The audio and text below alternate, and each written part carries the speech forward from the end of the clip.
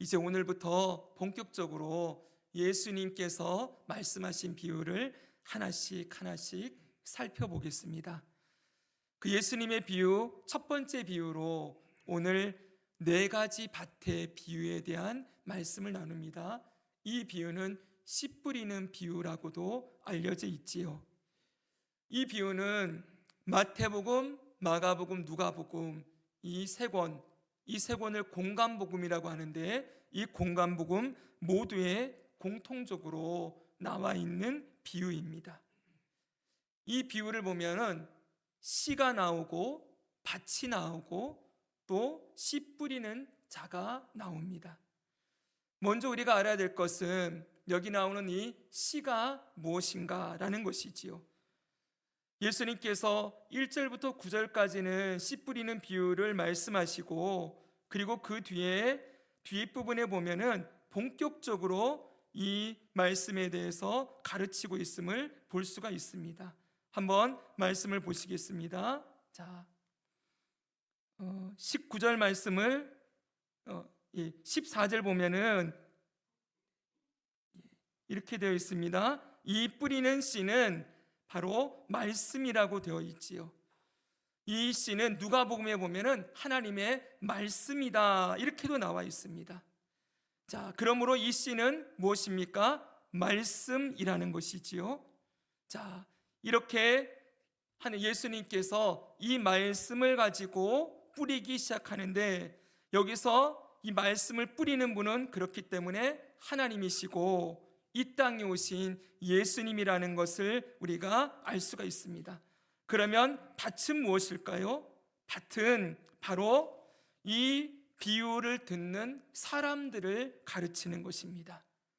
이 밭은 예수님의 말씀을 듣고 있는 모든 사람들이지요.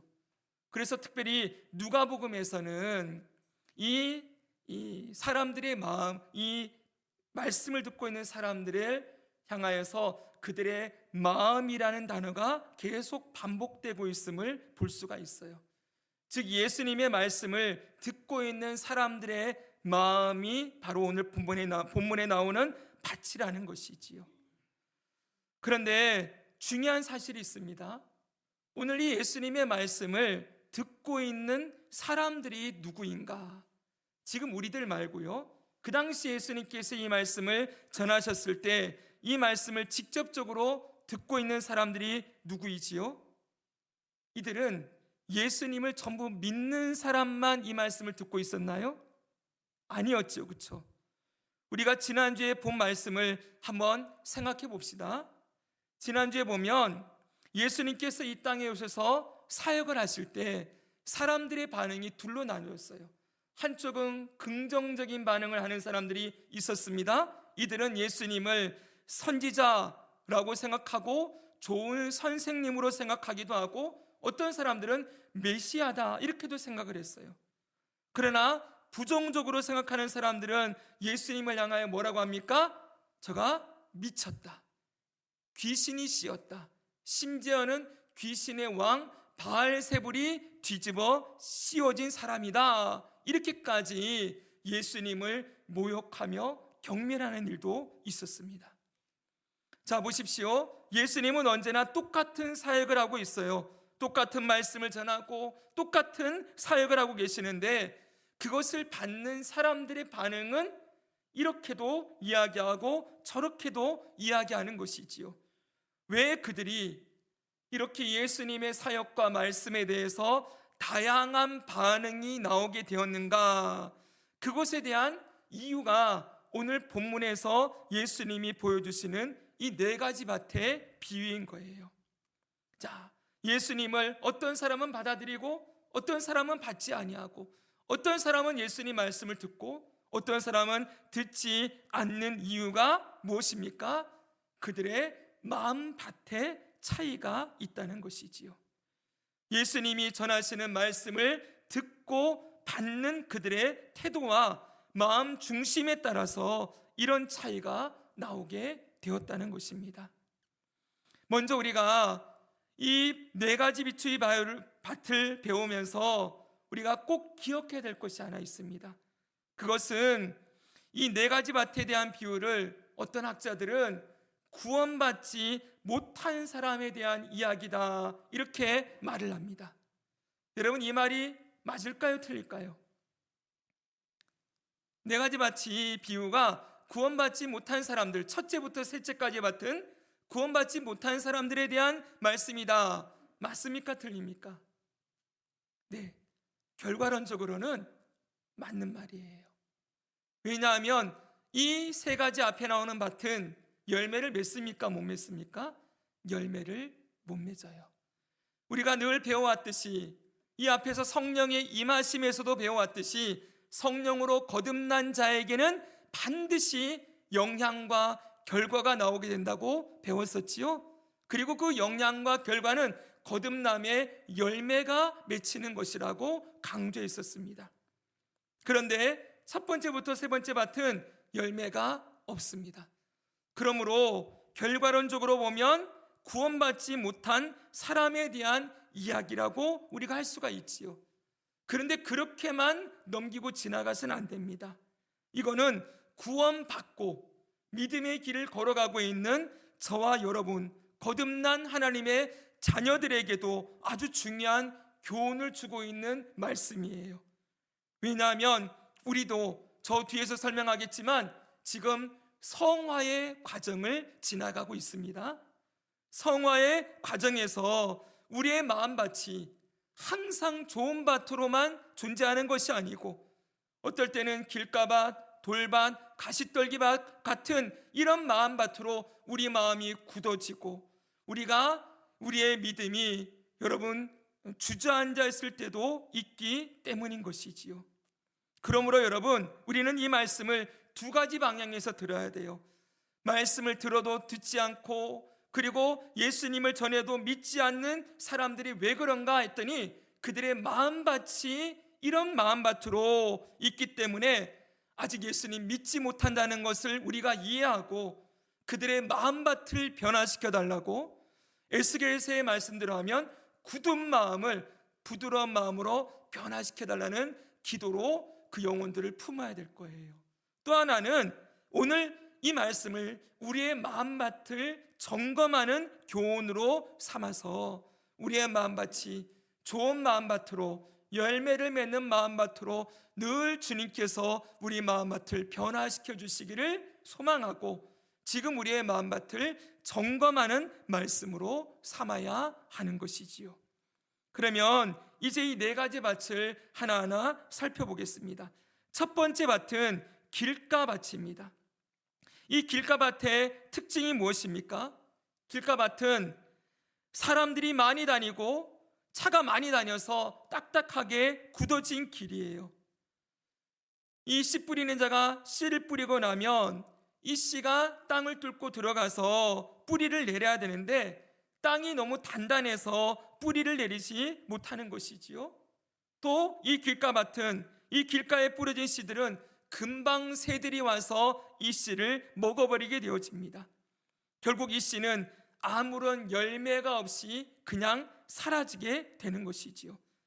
사람들이 예수님이 말씀을 들을 때 이렇게 듣는 일이 있다는 것입니다. 우리가 지난주 본 대로 그 당시 예수님의 말씀을 듣던 사람들 중에 듣기는 들어도 듣지 못하고, 그리고 보기는 보는데 보지 못하는 것과 같은 그런 일들이 일어나는 것이지요. 왜 그들이 그런가 했더니 그들의 마음밭이 이 하나님의 말씀을 전혀 받을 태도나 마음의 준비가 되어 있지 않은 거예요. 말씀을 듣는 자리에 있기는 있는데 마음을 딱 걸어 잠그고 무슨 말을 해도 듣지 않으려고 하는 것이지요. 왜 그랬습니까? 그 안에 자기가 강하게 자리 잡고 있는 거예요. 나의 경험, 나의 가치관, 나의 사상, 이것을 딱 붙들고 앉아 있으면서 그 말씀을 하시는 예수님이 무슨 말씀을 해도 전혀 이 태도를, 자기가 가지고 있는 이 모든 것들을 전혀 내려놓을 생각이 없는 모습인 것이지요. 자, 그러면 어떻게 됩니까? 이렇게 하나님이 주시는 말씀을 다 쳐내고 있으면은 결국 이건 누가 가져갑니까? 말씀 보니까 이렇게 돼 있어요. 말씀이 길가에 뿌려졌다는 것은 이들을 가리킴이니 말씀을 들었을 때 사탄이 즉시 와서 그들에게 뿌려진 말씀을 빼앗는다. 이렇게 말씀하고 있지요. 그 뿌려진 말씀을 사탄이 와서 빼앗아 가는데 즉시 빼앗아 간다. 이렇게 말씀하는 거예요. 여러분, 이건 정말 무서운 말씀이지요. 말씀이 하는 일이 뭡니까, 여러분? 말씀이 하는 일은 히브리서에 보니까 이렇게 정확하게 말씀해 주고 있어요. 히브리서 4장 12절 같이 한번 읽습니다. 시작. 하나님의 말씀은 살아있고 활력이 있어 좌우의 날선 어떤 검보다도 예리하여 혼과 영과 및 관절과 골수를 찔러 쪼개기까지 하며 또 마음의 생각과 뜻을 판단하나니. 아멘. 하나님의 말씀이 임하게 되어지면 그의 혼과 영과 관절과 골수를 찔러 쪼개는 일이 있게 된다고 했습니다. 이렇게 다 찔러 쪼개면 뭐가 나오게 됩니까? 자신의 죄인됨을 깨닫고 고백하는 일이 나오게 되어지지요. 그리고 예수님만이 나의 구원의 주가 되심을 고백하며 회개하고 예수님을 믿는 일이 일어나야 하는데, 이런 일들이 일어나지 못하도록 사단이 즉시 와서 그 뿌려진 말씀을 빼앗아 가버린다는 거예요. 그러면 어떻게 됩니까? 전혀 구원에 이르지 못하는 거지요. 그 말씀이 살아서 역사해야 되는데, 그의 심령과 골수를 쪼개야 되는데 마음을 닫아 잠그고 그리고 자기로 꽉 채워져서 무슨 말을 해도 들으려고 하지 않으니 당연히 그 말씀이 열매 맺는 일이 일어날 리 만무한 것입니다. 사랑하는 여러분, 오늘날 이 땅에 많은 사람들이 이런 식으로 살아가고 있어요. 오늘처럼 하나님의 말씀이 풍요로운 시대가 언제 있었습니까? 곳곳에서 주의 복음이 들려지고 예수 그리스도의 십자가와 부활이 증거되어지고만 이 땅의 수많은 사람들이 전혀 그 말씀에 귀 기울이려고 하지 아니하고 믿음의 주가 되시는 예수님을 보려고도 하지 않는 것이지요. 또한 여러분, 교회 안에서도 교회는 다니고 있지만 이런 태도로 머물러 있는 사람들도 간혹 우리가 볼 수가 있습니다. 사랑하는 여러분, 그들이 왜 그런가 했더니 결국 마음밭이 길가밭이어서 그렇다는 거예요. 우리 주변에 혹시 이런 분들이 있습니까? 아무리 전해도 눈과 귀를 닫아 걸고서 들으려고 하지 않는 사람들이 있습니까? 우리가 뭘 해야 될까요? 그 영혼들을 위해서 기도해야 되겠지요? 저 딱딱한 마음을 부드러운 마음으로 변화시켜 주옵소서. 기도해야 될 줄 믿습니다. 또한 여러분, 이 말씀을 우리에게도 적용시켜야 되는 거예요. 여러분, 말씀이 들려지지 않을 때, 말씀이 전혀 귀에 들어오지 않을 때 그냥 오늘은 말씀을 잘 못 듣나 보다 그러고 그냥 지나가면 안 되는 거예요. 여러분, 주일이든 수요일이든 새벽이든 주의 말씀이 들려지는 이때에 여러분, 우리도 우리의 마음밭을 점검해야 하는 것이지요. 그냥 그 자리에 앉아만 있다가 멍하니 딴 생각만 하고 있다가 그냥 앉아 있는 것으로 그냥 끝나면 안 되는 거예요. 오늘 예배의 자리에 나왔는데 너무 정신이 어지럽고 마음도 불편하고 여러 가지 상황도 막 혼란스럽고 그래서 집중할 수 없어서 그냥 한 시간 때우다가 지나가는 그런 일들로 그렇게 예배를 지나가지 말고, 정말 그렇게 된다면 그때 마음을 딱 붙들고 기도해야 되는 거예요. 성령님, 나의 마음을 붙들어 주십시오. 이 혼란스러운 생각을 잠재워 주십시오.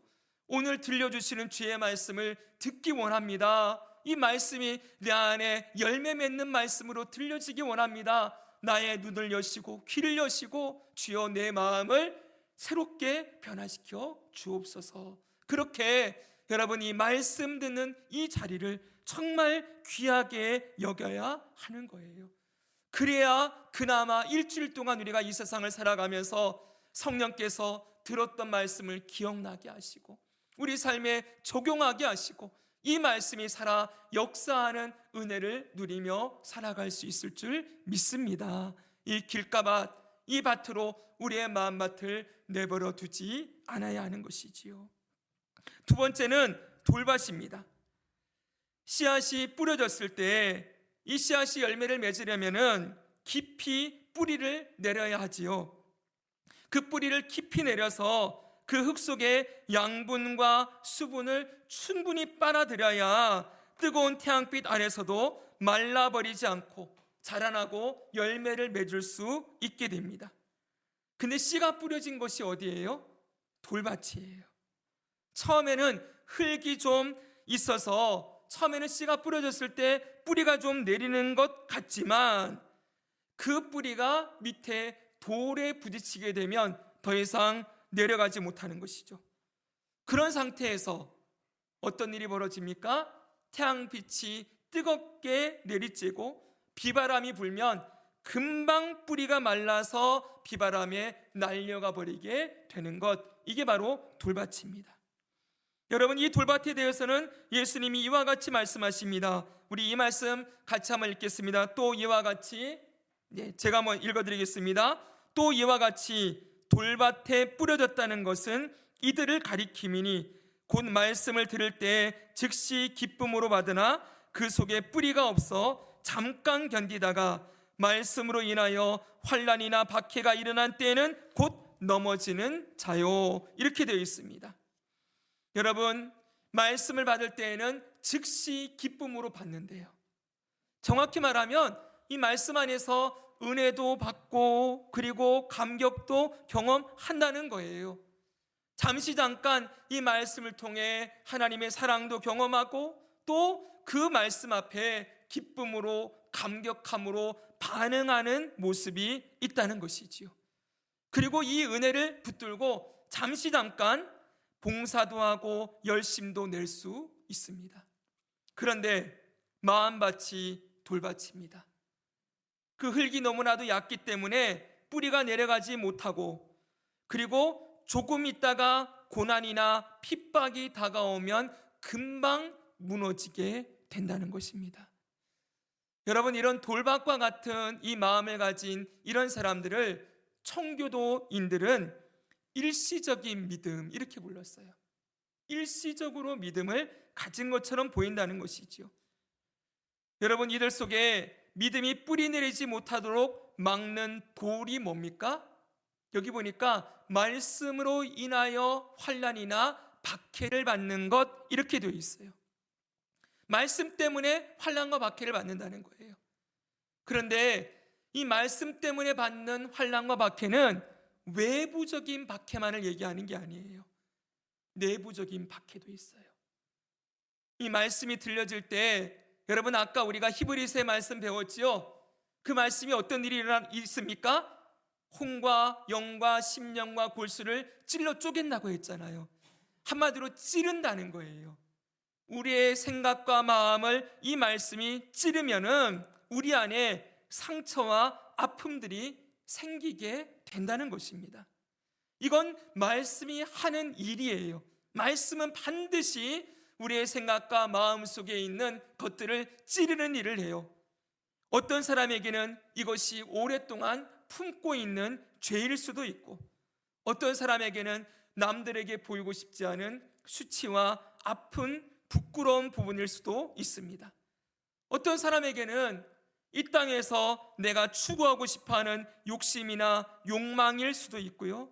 어떤 사람에게는 누구에게도 보여주고 싶지 않은, 예수님에게도 보여주고 싶지 않은 내 안에 가장 저 깊은 곳에 쌓여있는 여러 가지 것들도 표현하는 것일 수 있습니다. 예수님이 우리에게 말씀하실 때 이것만큼은 건드리지 마세요, 이건 절대로 안 됩니다 라고 말하는 부분일 수도 있는 것이지요. 제가 몇 번 말씀드렸는데 로버트 멍어라는 분이 쓴 내 마음 그리스도의 집이라는 책이 있습니다. 저는 그 책을 아주 여러 번 읽고 많은 분들에게 많이 선물도 했습니다. 거기 보면 이 주인공은 자신의 집을 찾아오셔서 문을 두드리고 계시는 예수님을 환영하고 그 예수님을 자기 집으로 모셔드립니다. 그리고 예수님이 그 집에 들어오셨을 때 이 주인공이 자신의 집에 집도 보여드리고 서재도 열어드리고 주방도 보여드리고 거실, 작업실, 안방, 오락실, 침실까지 다 보여드려요. 근데 마지막 하나, 이 주인공이 절대 예수님에게 보여주고 싶어 하지 않은 공간이 하나 있어요. 거기가 어디입니까? 벽장이에요. 이 벽장 안에는 아무에게도 알리고 싶지 않고 보이고 싶지 않은, 심지어는 예수님께도 보여주고 싶지 않은 것들이 그 안에 들어있어요. 그가 사랑하고 너무나 필요로 하고 너무 비밀처럼 꼭꼭 숨기고 있었던 그곳까지 예수님께서 그것도 열어서 보여주겠니? 라고 할 때 이렇게 반응해요. 아니, 어떻게 예수님이라도 여기까지 보여달라고 할 수 있습니까? 여기에 열쇠는 절대로 드리지 않을 거예요. 그러나 여러분, 그 예수님의 말씀에 이 주인공이 반응을 하고 나중에 그 다락방을 열어드립니다. 그 안에 담겨져 있던 수많은 비밀과 자신 안에 있는 여러 가지 찌꺼기들을 예수님께서 깨끗하게 다 청소해 주시고 난 다음에 비로소 주인공은 그 예수님 안에서 누리는 자유와 기쁨을 누리게 되는 장면을 볼 수가 있습니다. 저는 오늘 이 돌밭에 나오는 이 돌이 바로 우리 안에 있는 이런 것들이라고 생각합니다. 말씀이 계속 우리를 찌를 때 여기만큼은, 이것만큼은 우리가 예수님께 내어드리기 싫어하고 포기하고 싶지 않은, 붙들고 싶어하는 여러 가지 일들이 일어나지요. 그때 우리가 그 말씀으로 인한 찔림, 그 환난과 핍박을, 이걸 환난이고 핍박이고 너무 어렵고 괴롭고 이렇게 여기고 지나갈 것이 아니고 그 말씀이 찌를 때 그 말씀 앞에 반응하여 회개하고 주께 그 모든 걸 드리고 나아가는 일이 일어나야 하는 것이지요. 왜 이것이 중요합니까? 이렇게 될 때에만이 외부로부터 오는 핍박과 환난도 견디고 승리할 수 있기 때문이에요. 늘 말씀드리지만 예수님을 믿는 믿음의 길은 예수님 말씀하신 그대로 너희가 내 이름으로 인하여서 환난과 박해를 받을 것이다 라고 분명히 말씀했어요. 예수 믿는 삶에 무조건 문제가 해결되고 무조건 평탄한 길이 열리고 무조건 성공하고 무조건 건강한 일만 있는 것은 절대 아니지요. 우리가 지금까지 이 믿음의 길이 쉽지 않다는 거 배우고 경험하고 그렇게 고비를 지나 살아오지 않았습니까? 앞으로도 우리는 남아있는 일생에 많은 믿음의 이 고난들과 고비들을 지나가게 될 거예요. 그런데 그럴 때 정말 이 마음 깊은 곳까지 말씀이 뚫고 내려와서 열매를 맺고 있는 사람은 이 고난과 핍박을 이기며 인내하며 살아갈 수 있게 되는 것이지요. 그런데 이 말씀의 찔림 가운데서 내면에 이 말씀의 역사가 없는 자는 외부의 핍박을 금방 견디지 못하고 쓰러져 버리고 항복해 버리고 타협하고 그 길에 함께 동참하게 되는 길로 나아갈 수밖에 없는 것입니다.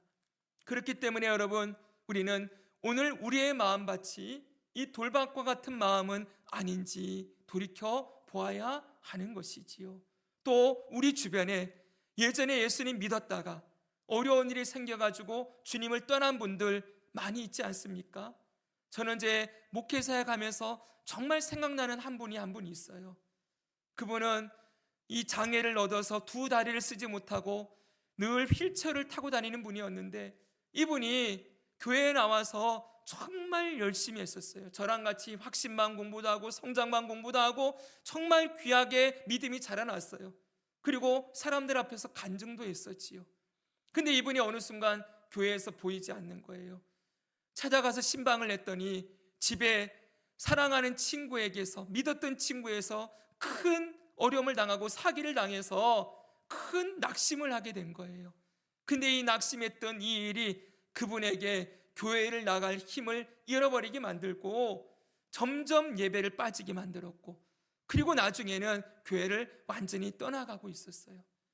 어쩌다가 제가 나중에 시간이 지나서 이렇게 신방 가는 길에 차를 몰고 가는데 저 대전시장에 그 옆에 벤치에 그분이 앉아가지고 누구와 얘기하고 있는 모습을 볼 수가 있었어요. 제가 너무나도 마음이 아팠습니다.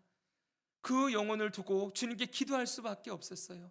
사랑하는 여러분, 우리 주변에 내가 예전에 교회 열심히 다녔는데 지금은 안 다닌다 라고 말하는 분들 중에 환난과 핍박을 통하여서 낙심하고 무너진 자들, 여러분 그 영혼들을 위해서 또 우리 같이 기도합시다.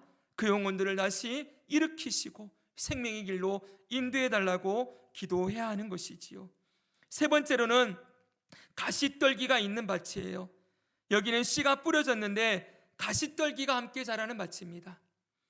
여러분들도 밭농사를 한 번씩 다 경험해 보셨겠지요? 네, 농사를 짓는 분들이 가장 어려워하는 게 뭡니까? 제초 작업이에요. 잡초가 왜 그렇게 빨리 자라는지. 이 곡식이 있고 잡초가 있으면 어떤 것이 더 빨리 자랍니까? 잡초가 훨씬 더 빨리 자라요. 그걸 그대로 내버려 두면 곡식이 갈 영양분들을 다 잡초가 다 빨아들이고 이 곡식이 정상적인 열매를 맺지 못하게 되는 것이지요. 세 번째 밭은 이런 밭입니다. 잘 보십시오. 이 가시떨기 밭은 길가밭과 돌밭과 비교할 때 상대적으로 오랜 시간 식물이 자라는 것처럼 보입니다. 이건 신앙이 오랫동안 유지가 된다는 거예요. 교회도 잘 다니고 말씀도 잘 듣고 깨닫고 변화와 성장이 일어나는 것처럼 보입니다. 그러나 결과론적으로는 열매를 맺지 못한 자는 다는 점에서는 앞에 나오는 길가밭이나 돌밭과 다를 바가 없습니다. 너무 안타까운 것이지요. 왜 이렇게 됩니까? 본문에 보면 이렇게 되어 있습니다. 같이 한번 읽습니다. 또 어떤 이는 시작. 또 어떤 이는 가시떨기에 뿌려진 자니 이들은 말씀을 듣기는 하되 세상의 염려와 재물의 유혹과 기타 욕심이 들어와 말씀을 막아 결실하지 못하게 되는 자요. 아멘. 여기 보면 말씀을 듣고 있는 그 사람의 마음에 같이 자라는 게 있어요. 뭡니까? 세상의 염려, 재물의 유혹, 기타 욕심, 이렇게 되어 있어요. 그런데 누가복음에는요, 이 세 가지를 이렇게 얘기했어요. 이생의 염려와 재물의 향락, 이렇게 표현하고 있어요. 여러분, 이생이라는 단어 기억나시죠? 지난 주일날 우리가 들었던 단어이지 않습니까? 이생의 자랑이라고 되어 있었지요. 바로 여러분, 바로 그 이생은 무엇이었어요? 하나님과 관계없이 살아가는 인생이라는 뜻이었어요. 많은 사람들이 하나님과 관계없는 삶을 살아가면서 무엇에 사로잡히는 거예요? 세상의 염려, 재물의 유혹, 기타 욕심에 사로잡혀 살아가는 모습, 이것을 가시떨기 밭과 같다, 이렇게 표현하고 있는 것이지요. 사실 여러분, 이 가시떨기 밭은 이 현대 시대를 살아가는 수많은 사람들의 마음밭이라고 저는 생각을 합니다. 오늘날 이 시대를 무슨 시대라고 얘기합니까? 불확실성의 시대라고 이야기하지요. 그 어느 때보다도 불확실성이 더 강력하게 사람들의 마음을 사로잡고 있는 시대가 이 시대입니다. 여러분, 이렇게 과학기술이 발전하고 세상의 모든 사람들이 풍요로운 것 같은데 이 풍요로운 가운데서 사람들의 마음은 더욱더 빈곤을 경험합니다. 더 염려하고 더 걱정하고 더 불안해하고 더 많이 가지려고 하고 더 많이 쌓아두려고 하는 그런 모습으로 살아가고 있는 것이지요. 그래서 사람들은 여러분, 이 땅에 이 세상의 염려와 재물의 유혹, 기타 욕심을 추구하는, 이것을 추구하고 해소하는 방향으로 가기 위하여서 어떤 걸 붙듭니까? 결국은 돈을 붙들고 살아가지요. 사람들은 재물을 믿고 살아갑니다. 이 재물을 맘몬이라고 얘기하잖아요.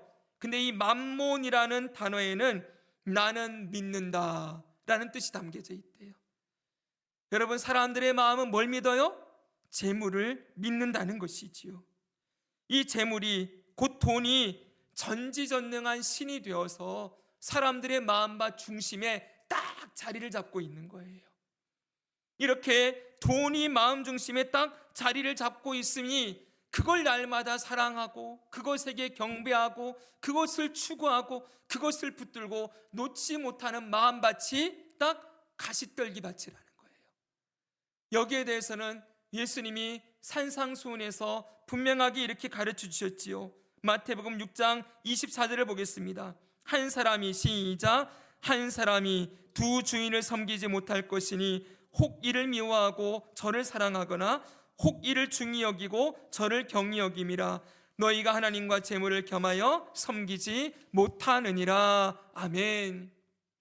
사람들의 마음에 재물이 딱 자리를 잡고 있어서 하나님의 말씀이 들려질 때 그 말씀 앞에 반응하지 못하고 그 말씀을 통하여 하나님을 사랑하고 예수님을 사랑하는 길로 나아가지 못하고 있다. 이렇게 말씀하고 있는 것이지요. 사랑하는 여러분, 우리가 그리스도인으로 살아간다는 것은 절대로 이 세상에서 돈도 벌지 말고 세상에서 높은 자리도 가지 말아야 하고 세상에서 성공도 하지 말아야 되고 아무것도 하지 말아야 된다라고 말하는 것이 절대 아닙니다, 여러분. 이 세상에서 돈이 얼마나 중요합니까? 그런데 여러분, 늘 말씀드리지만 이 돈은 가치 중립적인 거예요. 좋다 나쁘다가 없어요.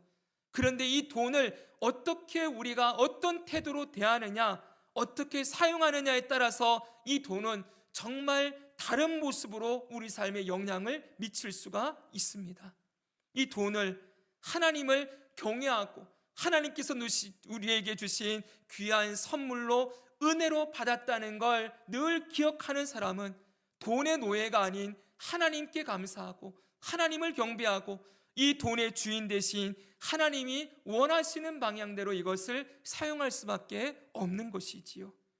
그런데 오늘날 많은 사람들이 그리스도인이든 그리스도인이지 않던 간에 비그리스도인이든 이 세상은 돈을 주인으로 삼고 살아가는 세상이요, 거기에 많은 사람들이 동참하고 그 마음이 다 빼앗겨지고 있다는 건 부인할 수가 없는 사실입니다. 사랑하는 여러분, 우리 삶에서 최선을 다해 열심히 일하고 주님께서 그 열심히 일한 대가로 돈을 주시고 그 돈을 가지고 우리가 생활하고 하나님께 드리고 이웃을 위해 나누며 살아가는 것, 그건 정말 귀한 일이라고 할 수 있어요. 그런데 여러분, 그렇게 살아가는 중에도 하나님께서 우리에게 이렇게 물어보시는 때가 반드시 있을 거예요.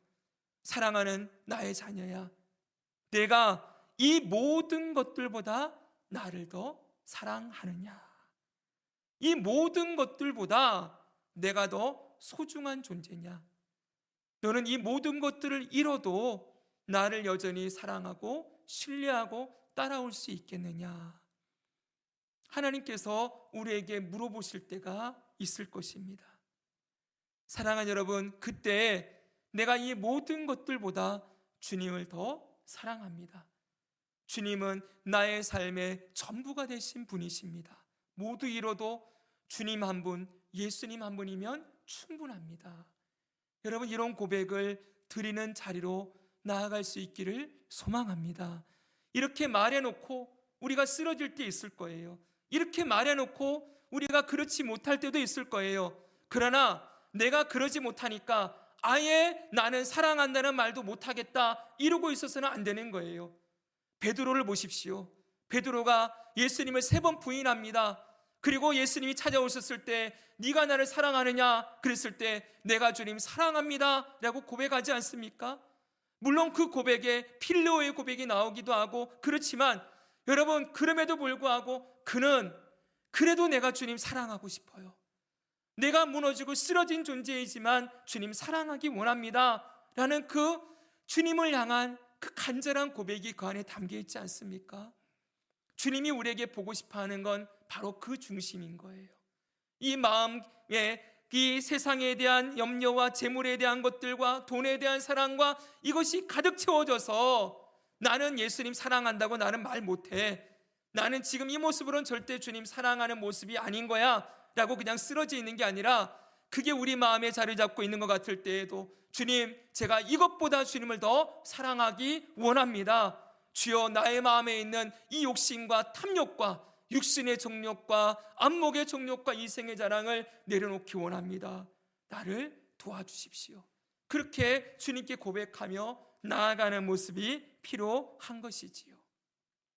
사랑하는 여러분, 이 가시나무, 가시떨기 밭은 오늘날 이 세상 사람들의 마음밭을 대표하는 그런 밭이고, 오늘 그리스도인들도 언제든지 이 가시떨기 밭으로 우리가 넘어지고 쓰러질 수 있음을 기억하고, 그때마다 주님 말씀 앞에서 우리가 회개하고 돌이키는 일들이 일어나야 될 줄 믿습니다. 지금까지 우리는 길가밭과 돌밭, 가시떨기 밭을 살펴보았어요. 이 세 가지 밭의 공통점이 뭡니까? 공통점이 뭐예요? 열매가 없다는 거예요. 열매가 없다는 건 다른 말이 아닙니다. 그들에게 생명이 없다는 말씀이지요. 곧 이 밭은 앞에 서두에 말씀드린 것처럼 구원이 없는 자들의 마음밭을 비유로 표현한 거예요. 예수님의 말씀을 그 당시에 듣기는 들어도 눈과 귀를 다 닫아놓고, 바리새인들은 심지어 예수님을 향하여 예수님이 하시는 말씀, 예수님이 행하시는 기적과 표적을 보았음에도 저 사람은 귀신의 왕 바알세불에게 미친 사람이다, 들린 사람이다, 이렇게 말하며 예수님을 모욕하는 그들의 마음밭이 지금 이런 마음밭이라는 걸 말씀해주고 있는 것이지요. 그들은 여러분, 예수님을 직접 봤어요. 이 땅에 오신 하나님을 직접 보고 이 땅에 오신 하나님의 말씀을 직접 들었어요. 그런데 듣기는 들어도 보기는 보아도 그 말씀 앞에 반응하지 않고 회개하고 예수님 믿는 믿음으로 나아가지 못한 그들의 마음밭을 예수님이 이렇게 보여주고 있는 것입니다. 지금도 사람들의 마음이, 이 예수님 믿지 않는 마음은 이 세 가지 마음밭 중에 하나일 수밖에 없어요. 그런 마음을 가지고 있기 때문에 이들의 마음이 변하지 않고는 결코 예수님을 믿을 수가 없는 것이지요. 그래서 여러분, 다시 말씀드립니다. 우리는 이런 영혼들을 위하여서, 마음이 굳어져 있는 영혼들이건, 낙심하여 실망하여 믿었다가 넘어져 있는 영혼들이건, 일시적인 믿음을 가지고 있다가 넘어진 자들이건, 아니면 예수님 믿는다고 말은 하는데 마음이 여전히 주인이 예수님이 아닌 이 땅에 있는 것들이 되어 있는 분들이건, 여러분, 그들의 마음을 우리가 보면서 그 영혼을 정죄하고 비판하고 판단할 것이 아니고, 주여 저들의 마음을 변화시켜 주시옵소서, 그렇게 기도하며 주님께 나아가 될 줄 믿습니다. 우리 가족 중에도, 여러분, 우리 가족 중에 어떤 마음밭을 가지고 있는지 한번 생각해 보십시오. 어떤 마음밭이든 결국은 결론은 뭐예요? 성령께서 그 마음을 완전히 새로운 마음으로, 새 영으로 변화시키는 것밖에는 방법이 없는 거예요. 그래서 우리는 끊임없이 그 영혼을 위해서 기도하며 주님께 나아가야 할 줄 믿습니다. 그리고 다시 강조하지만 이 말씀은 오늘 우리에게도 적용되어야 되는 말씀이라고 꼭 기억하십시오. 사도 바울은 빌립보서에서 이렇게 말씀하고 있습니다. 빌립보서 2장 12절을 같이 한번 읽겠습니다. 시작. 그러므로 나의 사랑하는 형제들아, 너희가 나 있을 때뿐 아니라 더욱 지금 나 없을 때에도 항상 복종하여 두렵고 떨림으로 너희 구원을 이루라. 아멘. 여기 구원을 이루라 라고 그랬어요. 우리는 구원을 받았는데 무슨 구원을 또 이룹니까? 여기 나오는 이 구원은 성화의 구원이죠, 그렇죠? 지금도 예수님이 우리를 건져주시는 구원이 필요하고 그 구원 가운데 우리는 살아가고 있습니다. 아직 우리가 예수님 믿는다고 하지만 우리 마음에 길가밭, 돌밭, 가시떨기 같은 밭이 여러분 계속 반복되어 나타날 수가 있어요. 처음부터 좋은 마음밭으로 완전히 다 변화되어져서 100% 완전하게 좋은 밭으로 살아가는 사람은 이 땅에 아무도 없습니다. 우리는 때때로 좋은 밭일 경우도 있고, 때때로는 세상의 염려와 유혹 때문에 우리가 가시떨기밭처럼 지낼 때도 있고, 어떨 때는 세상의 핍박과 환난과 말씀의 찔림 앞에서 우리 마음밭이 돌밭처럼 굳어질 때도 있지요. 여러분, 때로는 우리가 너무 지치고 힘들거나 아니면 마음이 너무 어려워서 말씀을 듣는 자리에 있지만 하나도 못 듣고 지나가는 날들도 있을 수가 있어요. 그런데 여러분, 중요한 것은 저와 여러분은 누구입니까? 하나님의 자녀가 되었습니다. 하나님의 자녀가 되었다는 건 우리 안에 누가 계신다는 말씀이지요? 성령께서 계시는, 성령이 우리와 함께 살아주시는 은혜를 입고 있습니다. 그러므로 여러분, 분명한 것은 성도의 마음밭은 절대로 길가밭, 돌밭, 그리고 가시떨기밭으로 끝나지 않는다는 거예요. 성령이 하시는 일은 우리 마음밭을 계속 기경하여서 새로운 마음으로 변화시키셔서 우리의 마음밭이 열매 맺는 밭으로 우리를 변화시켜 나가신다는 것을 믿고 그 주님의 성령의 변화하심에 순종하며 나아가기를 원합니다. 성령께서 우리 마음밭을 어떻게 하십니까? 이렇게 바꾸시는 거예요. 좋은 밭으로 바꾸세요. 같이 한번 읽겠습니다. 좋은 땅에, 시작. 좋은 땅에 뿌려졌다는 것은 말씀을 듣고 받아 30배나 60배나 100배의 결실을 하는 자니라. 아멘. 여기 보십시오. 말씀을 듣고 어떻게 된대요? 받는다고 했어요. 이 받는다는 건 마음의 보존이 된다는 거예요. 말씀이 들렸던 말씀이, 이 말씀이 계속 살아서 역사하는 일이 있게 된다는 거지요. 이런 역사가 일어나는 밭이 어떤 밭이라고요? 바로 좋은 밭이다 라고 말하고 있는 거예요. 사랑하는 여러분, 이미 성령께서 우리의 마음밭을 굳은 마음에서 부드러운 마음으로 변화시켜 주셨음을 믿습니다. 그리고 이 부드러운 마음밭으로 계속 우리를 변화시켜 나가실 거예요. 이렇게 되면 어떤 역사가 나타납니까? 반드시 열매가 맺혀지는 거죠. 근데 이 열매가 놀라운 열매예요. 여기 보니까 30배, 60배, 100배라 그랬잖아요. 근데 혹시 농사를 지으신 분들은 아실 거예요. 올해 풍년이 되었다 그러면 농사를 짓고 열매가 몇 배가 되었을 때 풍년을 이루었다 그럽니까? 한 배, 작년과 똑같으면 평작이라 그러잖아요. 똑같았다. 그럼 풍년이라고 하면은요, 최소한 1.5배에서 2배 정도 이루면 풍년이라 그래요. 풍작을 했다 그래요. 여러분, 이 땅에서 농사를 해서 얻을 수 있는 건 잘 거둬야 2배 아니면은 3배가 될 거예요. 저 이집트 지역의 나일강 지역은 산모작을 한다 그러잖아요. 그렇죠? 거긴 정말 풍년을 매년 경험하는 땅일 수 있어요. 근데 그 땅도 산모작이에요. 3번 거둔다는 거예요. 근데 여기는 어떻게 나옵니까? 30배래요. 제일 적게 거둬지는 열매가 30배고 그 다음 60배고 100배라고 했어요. 자, 묻겠습니다. 이게 사람의 노력으로 이런 열매가 맺혀지는 겁니까? 아니라는 거예요. 여러분, 여기 나오는 이 열매는 우리 안에 성령께서 맺게 하시는 열매의 이 풍성함, 이 놀라움을 이렇게 표현하고 있는 거예요. 여러분, 예수께서 거듭나게 하시고 예수님이 구원하신 하나님의 자녀들은 그 성령이 그 안에서 역사하여서 반드시 이렇게 열매 맺는 삶으로 우리의 삶을 데려가신다는 걸 분명하게 가르치고 계시는 것이지요. 여러분, 때로는 길가밭, 때로는 돌밭, 때로는 가시떨기밭은 밭이 있을지라도 반드시 주님께서는 우리를 이런 마음밭으로 바꾸시고 이런 풍성한 열매를 거두게 하시는 분이시다라고 약속하고 있는 것입니다.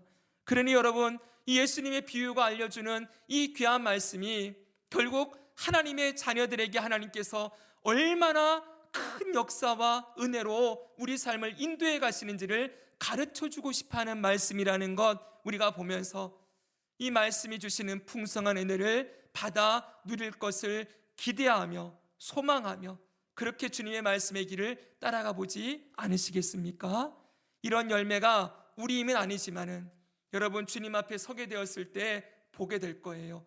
내가 생각지도 않았는데 주님께서 열매 맺게 하신 것, 내가 주님 앞에 조금 헌신했다고 했는데 그것이 귀한 열매로 맺혀져서 하나님 나라에 귀하게 쌓여 있는 것 우리가 보면서 정말 하나님은 약속대로, 이 약속의 말씀대로 우리 인생에 30배, 60배, 100배의 결실을 맺게 하신 하나님이십니다. 고백하며 찬양과 영광을 돌리게 될 줄 믿습니다.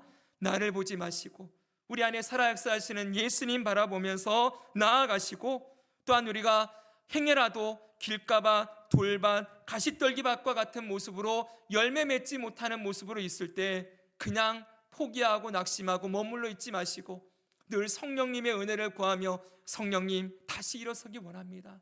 성령님 다시 힘을 내게 해주십시오. 다시 주의 말씀에 순종하는 길로 나아가도록 인도해 주십시오 라고 성령의 도우심과 은혜를 구하며 나아가는 자가 되어서 우리 삶에 이런 풍성한 열매를 맺고 이 열매로 하나님의 영광을 나타내고 하나님 앞에 섰을 때 잘하였도다 충성된 종아, 이 귀한 칭찬을 듣는 자리에 우리 모두 나아가게 되기를 주 예수님의 이름으로 축복합니다.